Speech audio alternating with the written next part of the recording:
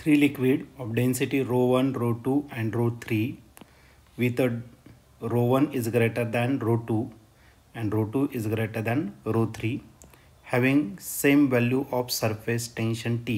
Surface tension same दिलेला आहे.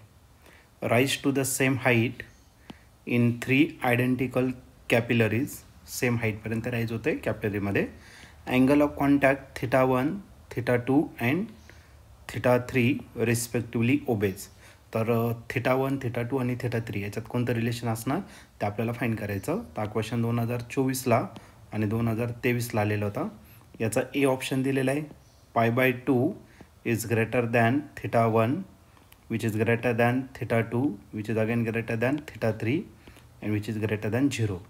बी option दिलेला आहे 0 is less than or equal to theta 1 which is less than theta 2 which is less than theta 3 which is less than π/2.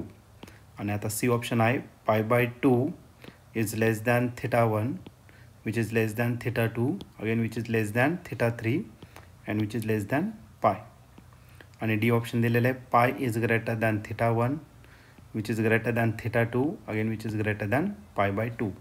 तर आता या 4 ऑप्शनपैकी या क्वेश्चनचं correct answer काय असलं पाहिजे तर आपण याला सॉल्व करूया आणि मग डिसाईड करूया. तर सर्वात पहिले आपल्याला काय दिलेलं आहे तर 3 लिक्विड दिलेलं आहे, त्याची डेन्सिटी पण दिलेली आहे. ओके. आणि कंडिशन काय दिलेलं आहे डेन्सिटी ऑफ फर्स्ट लिक्विड म्हणजे रो 1 इज ग्रेटर दॅन काय दिलेलं आहे rho 2 and which is greater than काय दिलेलं आहे रो 3. ओके. आणि सरफेस टेन्शन सेम दिलेलं आहे. Okay.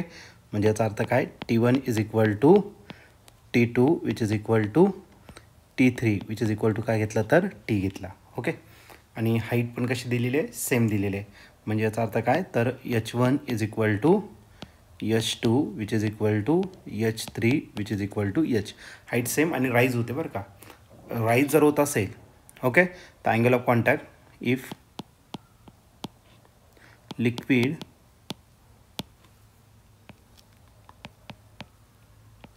in a capillary tube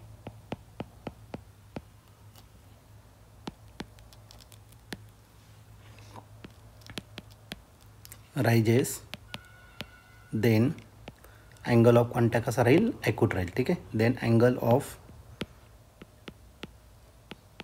contact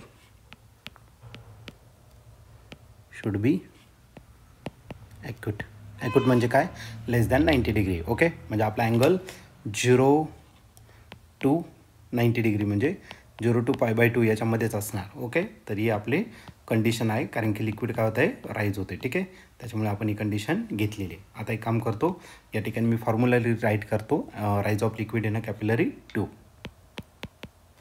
तर सर्वात पहिले आपण या ठिकाणी काय करू फॉर्म्युला या ठिकाणी राईट करू. Rise of liquid in a capillary tube H is equal to काय फॉर्म्युल्याचा 2T cos theta divided by R radius rho density आणि G. Okay. H is equal to 2T cos theta divided by R rho G. आता याचं जर बघितलं तर same capillary दिलेलं आहे म्हणजे याचा अर्थ काय या Rची व्हॅल्यू त्याच्यानंतर डेन्सिटी बदललेली आहे आपली बरोबर का नाही. राहिला कोणता G आणि टेन्शन पण सेम दिलेलं आहे, हाईट पण सेम दिलेलं आहे. या सगळ्या गोष्टी कॉन्स्टंट आहे म्हणजे याचा अर्थ आर रो जो इकडे डिवाइड आहे त्याला इकडे घेऊन टाकू आपण. ठीक आहे. मग याला जर सिम्प्लिफाईड केलं तर डेन्सिटी आणि कॉस थिटा याच्यात काय रिलेशन आहे ते आपल्याला भेटून जाईल. ओके. मग आपल्याला भेटेल काय रो इज इक्वल टू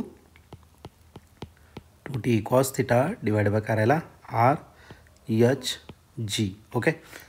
मग आपल्याला फक्त रो Hच्या जागी लिहिला H रोच्या जागी लिहून टाकलं. ठीक आहे. या सगळ्या गोष्टी कॉन्स्टंट आहे म्हणजे याचा अर्थ काय ही जी डेन्सिटी आहे ही डेन्सिटी डायरेक्टली प्रपोर्शन कशा होते असणार कॉस थिटावरती. ओके. आणि कॉसची प्रॉपर्टी माहिती आहे तुम्हाला कॉसचा जेवढा अँगल मोठा असेल तेवढी व्हॅल्यू काय होणार आहे तर छोटी होणार आहे. ओके. मग आपल्याला या ठिकाणी कंडिशन दिलेली आहे ॲज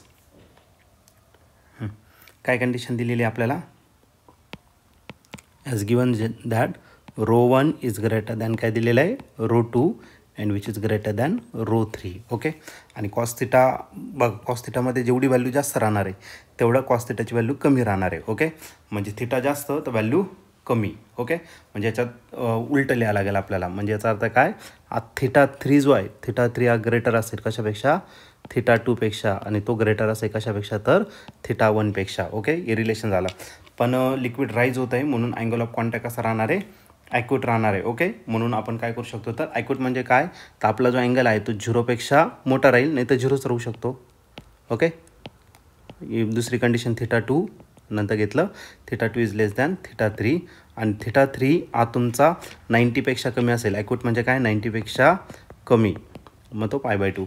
ही आपली झाली काय कंडिशन आणि हेच आपल्या क्वेश्चनचं करेक्ट आन्सर असणार. ओके, मग आपल्या क्वेश्चनचं करेक्ट आन्सर असणार आहे θ1 is less than or equal to 0 and θ1 is less than θ2 and θ2 is less than θ3 and θ3 is less than π/2. हे त्याचं काय असणार तर करेक्ट आन्सर असेल. चला तर ऑप्शन बघूया, ऑप्शनमध्ये कोणतं ऑप्शन आपलं करेक्ट आहे. तर या ठिकाणी तुम्ही ऑप्शन जर बघितलं तर ऑप्शन नंबर बी जो आहे तो या ठिकाणी आपला करेक्टली मॅच झालेला आहे. म्हणून या क्वेश्चनचं करेक्ट आन्सर काय असणार तर ऑप्शन बी असेल. ऑप्शन बी म्हणजे काय, 0 θ1 is greater than or equal to 0, θ2 is greater than θ1 and θ3 is greater than θ2 and π/2 is greater than θ3. ही त्याचं फायनल आन्सर असेल. ऑप्शन बी त्याचं करेक्ट आन्सर असेल.